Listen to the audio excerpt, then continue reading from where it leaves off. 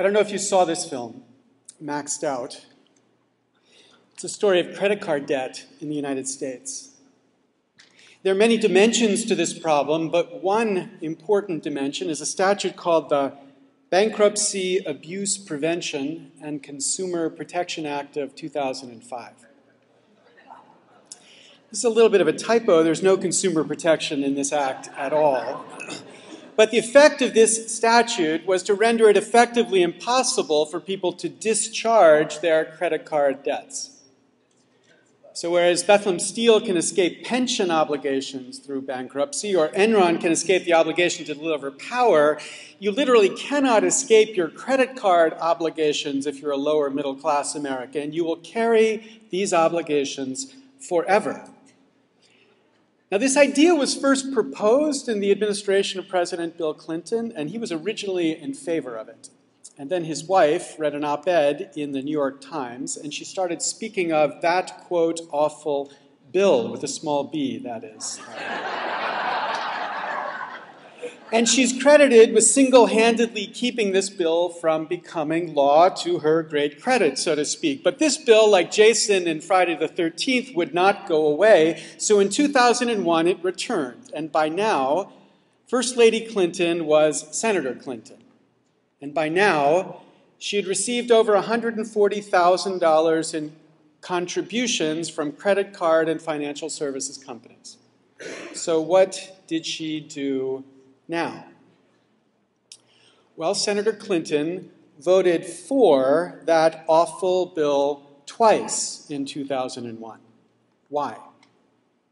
Well, of course, Senator Clinton said this had nothing to do with the money. Here she is speaking to some bloggers about 2 years ago. I don't think, based on my 35 years of fighting for what I believe in, anybody seriously believes I'm going to be influenced by a lobbyist or a particular interest group. Now, the bloggers didn't believe Senator Clinton, but I believe Senator Clinton, and I think you should too. You don't get to be Senator Clinton by caving into interests like this, but the point isn't what you and I believe. It's not the reality you and I think exists here. It's the perception. What do others think after they hear of $140,000 given by credit card and financial services companies? What more do they hear about the issue? Will they even engage about the issue, or will they believe, as 88% of people believe in my district, that money buys results in Washington, and this is just another example? So there's been extraordinary change here. I don't mean the change of this man. There's been change here since this man, President Clinton, left office. Change in Washington described in this extraordinary book by Robert Kaiser, Change in Lobbying. Changing in the economy of influence in lobbying in just the past 12 years. This economy, of course, has components: lobbyists benefiting members, benefiting special interests, benefiting lobbyists. Each of these pays the other. So think about the way lobbyists pay members. There are two ways here: during the membership of a member of Congress and after the membership of a member of Congress. So during, lobbyists pay with cash, and I don't mean cash in brown paper bags. They pay by supporting the campaigns. As the campaign costs have exploded, members who spend somewhere between 30 and 70% of their time raising money become increasingly dependent upon these lobbyists as suppliers of the money they need to run for office. The level here is something new. As Kaiser writes, money has been part of American politics forever, on occasion in the Gilded Age or the Harding administration, for example, much more blatantly than recently. But the scale of it has just gotten way out of hand. The money may have come in brown paper bags in earlier eras, but the politicians needed and took much less of it than they take through more formal channels today. They need more, they take much more. They are dependent upon that money during their time in office. But after two the lobbyists pay, with a future. As my friend Jim Cooper describes it, Washington has become a farm league for K Street. Members, staffers, and bureaucrats increasingly have a common business model. It is focused on life after government. It is focused on life as a lobbyist. As the Public Citizen described, counting senators between 1998 and 2004, 50% left the Senate to go become lobbyists, 42% of members of the House. Everyone in this city depends upon this system surviving. That's their future here. Both during and after their time as members, lobbyists pay members. And then members pay special interests. They pay these special interests in obvious ways. So Enron, after spending $2.5 million in the first 6 months of the Bush administration, avoided the regulations that might have made it possible for us to know that their business was nothing more than a fraud. Fannie and Freddie spent $900,000 in the first 6 months of last year avoiding regulations that might have made it possible for us to know the collapse that we should have expected. Hedge fund managers in 2006 spent $1.3 million avoiding regulations that would have let us know that this whole financial system was about to collapse. This money gets spent to bend policy to those who pay for the lobbyists. And in this extraordinary study at the University of Kansas, they discovered the return on investment for lobbyist dollars spent to pass the American Jobs Creation Act was over 22,000%. Return to the people who spent money to change policy. This is how members then pay the interests. And then the interests obviously pay the lobbyists, as Kaiser describes. In earlier generations, enterprising young men came to Washington looking for power and political adventure, often with ambitions to save or reform the country or the world. In the last fourth of the 20th century, such aspirations were supplanted by another familiar American yearning: to get rich.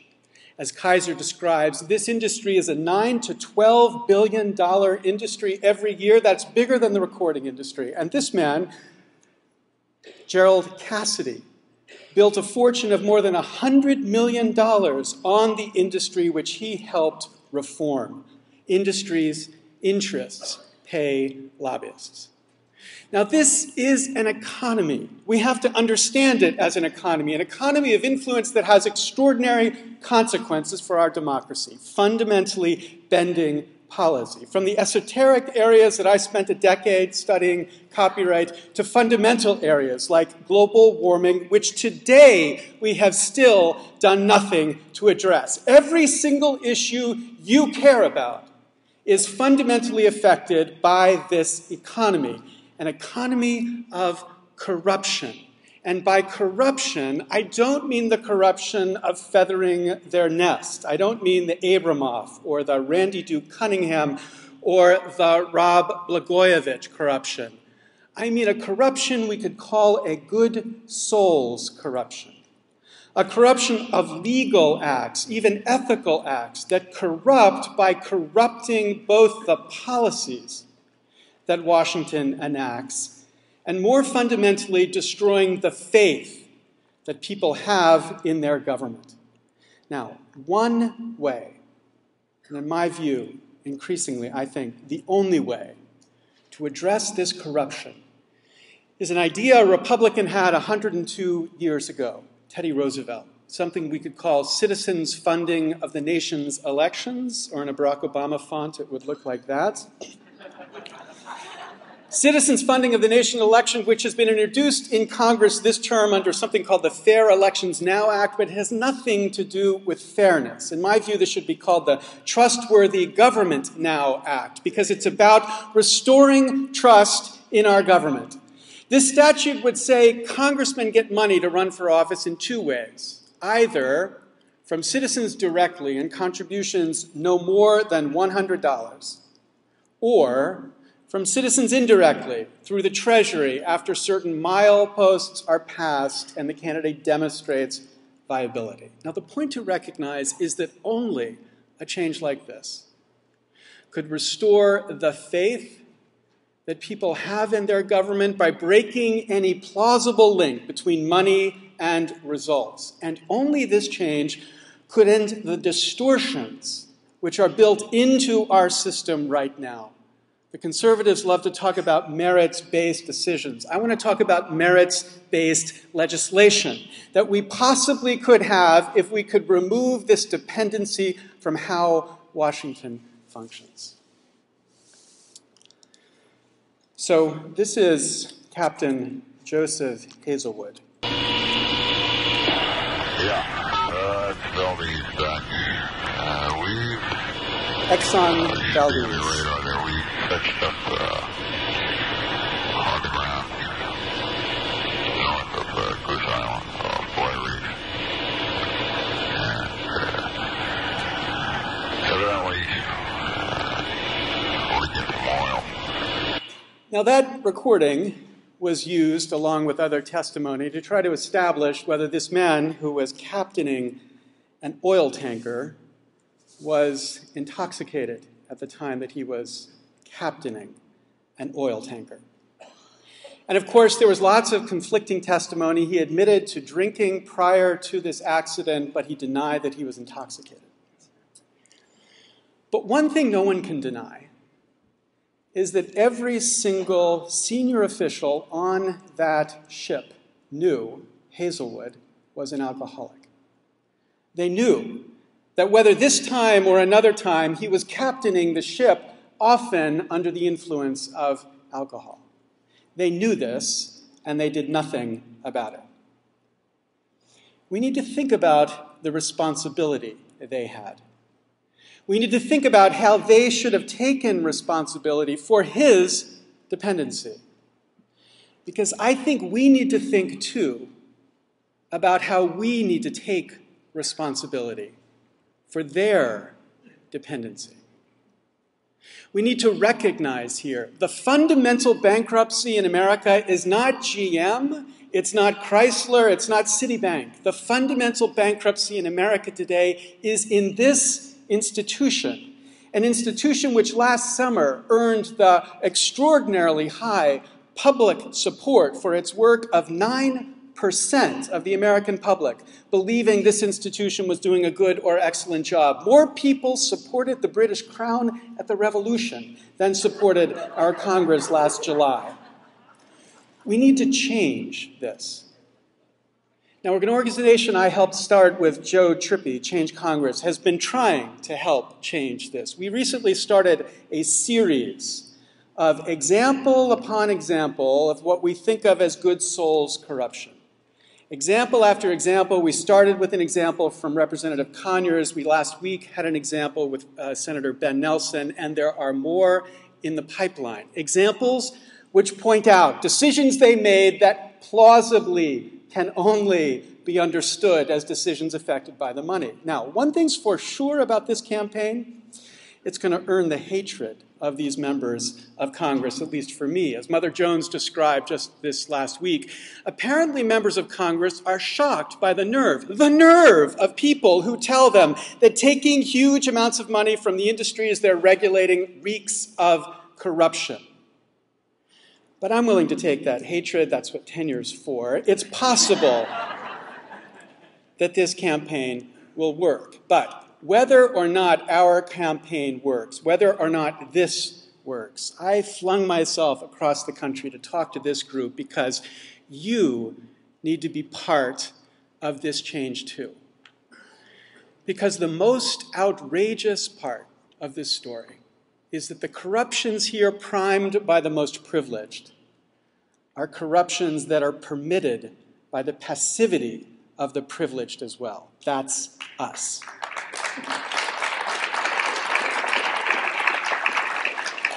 And nothing in this city will change until we have changed that. Jefferson, 222 years ago. We should look forward to a time, and that is not a distant one, when corruption in this as in the country from which we derive our origin will have seized the heads of government and be spread by them through the body of the people, when they will purchase the voices of the people and make them pay the price. This is a price we are paying right now. From the collapse of financial services to the failure to address global warming to the continued inability to provide health care to Americans. We can't afford this price anymore. Thank you very much.